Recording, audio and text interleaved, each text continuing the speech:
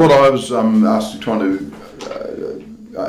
find out from you, trying to drill down into the genesis of this Earthship. Not the trigger, there was obviously a triggering event, but that triggering event only works if it lands on fertile ground. Yeah. So where did this fertile ground originate? And this could be even a genetic rebellious streak that you might have had. You may have been rebellious at school all the way through, you know.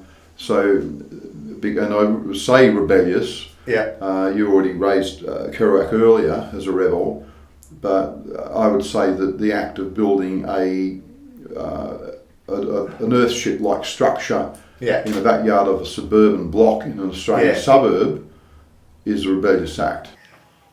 Rebellion, Kevin. You make it sound like I'm in Rogue One or something. I think there are some people at council level who cannot quite imagine a structure like this made of recycled materials.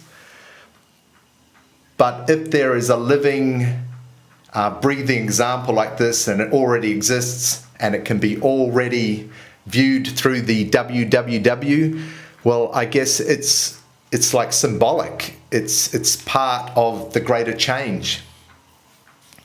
One of my takeaways from seeing Mike Reynolds at that lecture was, man, this guy really does get the 60s.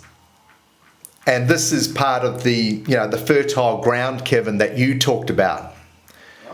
When I was growing up back in the day, what I was impressed with most was the underlying vibe of the people. 50 years later, I think it's easy to dismiss the 60s as a time of drug usage, laziness even, and some guy who liked to dress women up as rabbits. But if you look closer, at what was going on, the art forms, for example, especially the music, well, you could call it rebellion, I suppose, but I think there was a real spirit to the age. And it also kind of sounded like, for me anyway, hope for the planet.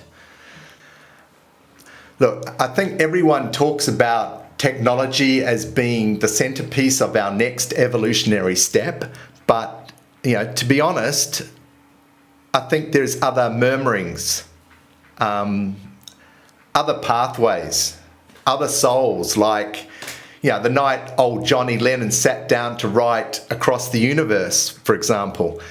It started out so ordinary. You couldn't sleep.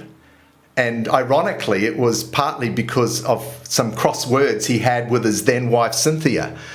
Consider the opening lyrics of the song. Words are flowing out like endless rain into a paper cup. At some stage, though, John, he must have taken a deep breath, a moment of pause, I suppose, because this song very quickly became something else. It's almost like an anthem for enlightenment now. I mean, Jai Guru Deva. I had to ask my daughter-in-law what that meant.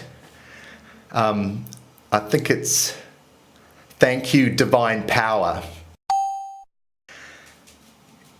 So Kevin, is this Earthship a rebellion?